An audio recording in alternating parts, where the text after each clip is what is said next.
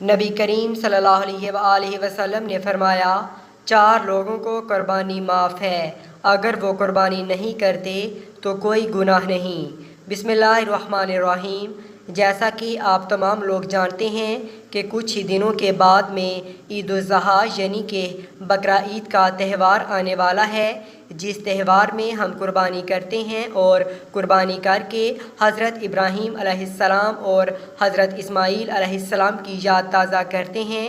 اس دن اللہ پاک نے اپنے پیارے جلیل القدر پیغمبر حضرت ابراہیم علیہ السلام پر ایک بہت بڑی آزمائش ڈالی تھی اور جس میں وہ کامیاب ہوئے تھے، اور اس دن کے بعد ہر مسلمان ان کی سنت کو پورا کرتے ہوئے قربانی کرتے ہیں۔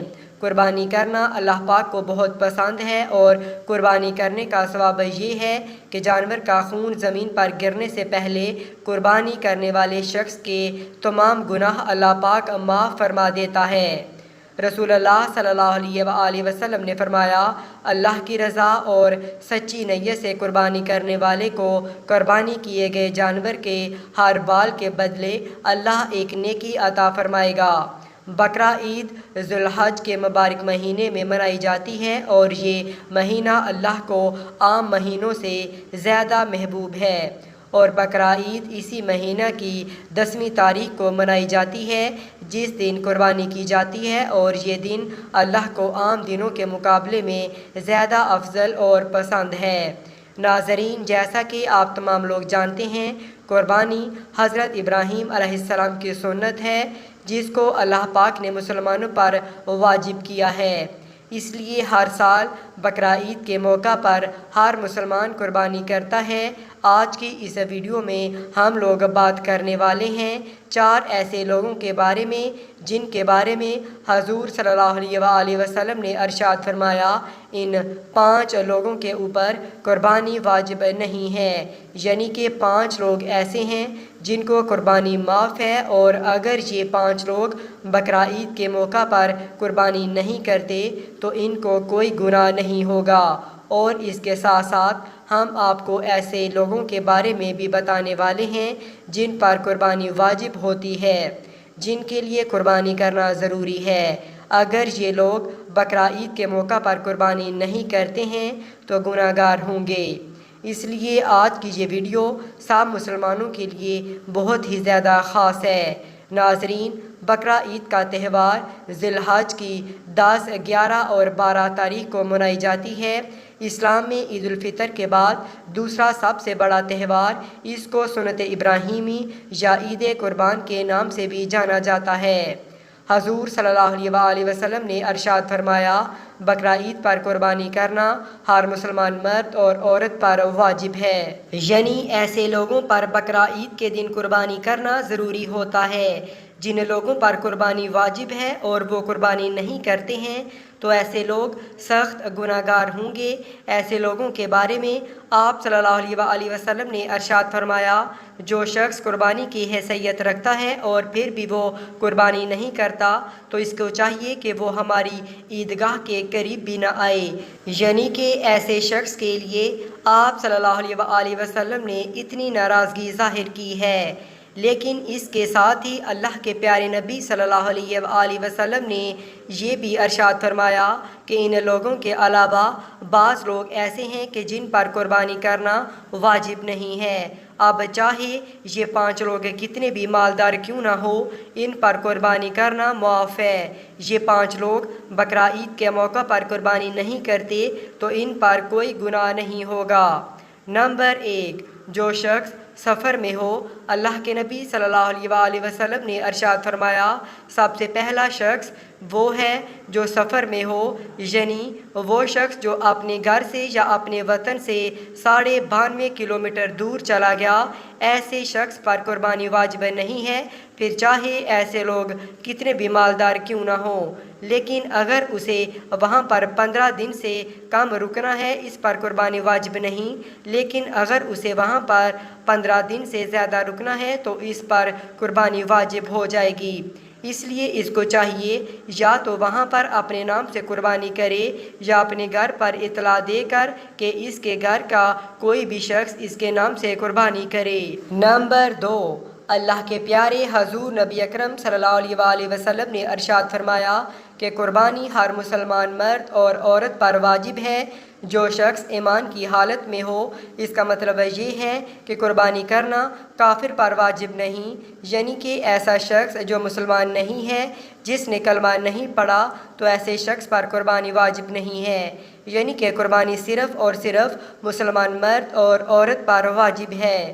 نمبر 3، بچے اور مجنون پر حضور پاک صلی اللہ علیہ وآلہ وسلم نے ارشاد فرمایا بقرہ عید پر قربانی کرنا بچوں اور مجنون پر واجب نہیں ہے۔ مجنون سے مراد یہ ایسا شخص جو اپنے ہوش و حواس کھو بیٹھا ہو، اس کو دنیا داری کی کوئی خبر ہی نہ ہو، اس کو مجنون کہتے ہیں۔ بقرہ عید پر بچوں کو اور پاگلوں کو قربانی کرنا معاف ہے۔ اگر یہ لوگ بقرہ عید پر قربانی نہیں کرتے تو ان پر کوئی گناہ نہیں ہوگا۔ نمبر 4، غلام پر اللہ کے نبی صلی اللہ علیہ وآلہ وسلم نے فرمایا کہ بقرہ عید پر قربانی کرنا غلام پر واجب نہیں ہے، یعنی کہ ایسے لوگ جو کسی کے غلام ہیں یا کسی کی غلامی کر رہے ہیں تو ایسے لوگوں کو بھی قربانی کرنا معاف ہے۔ اگر یہ لوگ بھی قربانی نہیں کرتے ہیں تو ان پر کوئی گناہ نہیں ہوگا۔ اب اگر یہ لوگ عید پر جانور لا کر اس کی قربانی کر دیتے ہیں، ایسے لوگوں کو اللہ تبارک و تعالی خوب اجر دے گا۔ نمبر 5، جو صاحب نصاب نہ ہو۔ حضرت محمد صلی اللہ علیہ وآلہ وسلم نے ارشاد فرمایا کہ ایسے لوگوں پر بھی بقرہ عید پر قربانی معاف ہے، ایسے لوگوں پر بھی قربانی واجب نہیں جو صاحب نصاب نہ ہو، یعنی کہ جس کے پاس 7.5 تولے سونا یا 52.5 تولے چاندی نہ ہو، یا پھر اس کے پاس بھی اتنے سونے یا چاندی کی رقم موجود نہ ہو، ایسے لوگوں پر بھی قربانی واجب نہیں ہے۔ اس کا مطلب یہ ہے کہ جس کے پاس رہنے کا مکان، کھانے پینے کا سامان، استعمال کے کپڑے اور روزانہ استعمال کیے جانے والی چیزوں کے علاوہ 7.5 تولے سونا اور 52.5 تولے چاندی کی رقم موجود نہ ہو، ایسے لوگوں پر قربانی معاف ہے۔ ناظرین، بس اب آپ اتنا خیال رکھیں کہ قربانی اس شخص پر واضح ہے جو صاحب نصاب ہو۔ ایسے لوگوں کو ہر سال عید کے موقع پر قربانی کرنا ضروری ہوتا ہے۔ ایسے لوگ اگر قربانی نہیں کرتے تو یہ لوگ سخت گناہ گار ہوتے ہیں۔ حدیث میں آیا ہے، قرب کرنا اللہ کو بے حد ہی پسند ہے۔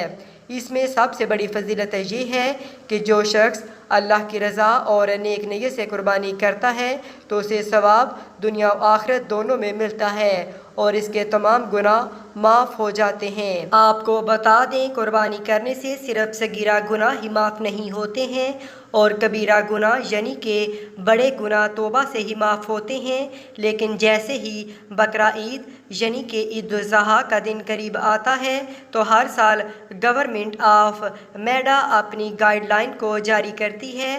اب یہاں پر ہم آپ کو آگاہ کرتے ہیں، ہر مسلمان یہ دیکھ لے کہ اس بار گورنمنٹ کی گائیڈ لائن کیا ہے۔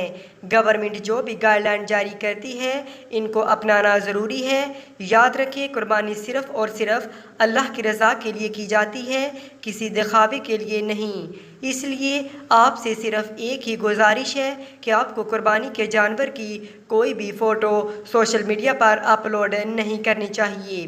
اسے قربانی کے جانور کی بے حرمتی تو ہوتی ہی ہے، لیکن اس کے ساتھ ساتھ آپ دکھاوا کرنے والوں میں بھی شامل ہو جاتے ہیں اور ساتھ ہی ساتھ گورنمنٹ کی نظر میں بھی آ جاتے ہیں۔ ہو سکتا ہے ایسا کرنے سے آپ کسی بڑی مشکل میں پڑ جائیں۔ اس لیے دل میں بس یہی ارادہ رکھیں کہ ہم قربانی اللہ کی رضا کے لیے کر رہے ہیں، نہ کہ دکھاوے کے لیے۔ اللہ تعالیٰ ہمیں بہتر عمل کرنے کی توفیق عطا فرمائے اور ہماری قربانی کو قبول فرمائے، آمین۔ اللہ تعالیٰ ہمیں نیکی کی بات کو سننے، سمجھنے اور اس پر عمل کرنے کی توفیق عطا فرمائے۔ اللہ تعالیٰ ہم تمام مسلمانوں کی قربانی اپنی بارگاہ الہی میں قبول و منظور فرمائے۔ اور آخر میں اللہ تعالیٰ سے دعا ہے، اللہ تعالیٰ ہمارا خاتمہ ایمان پر فرمائے، آمین۔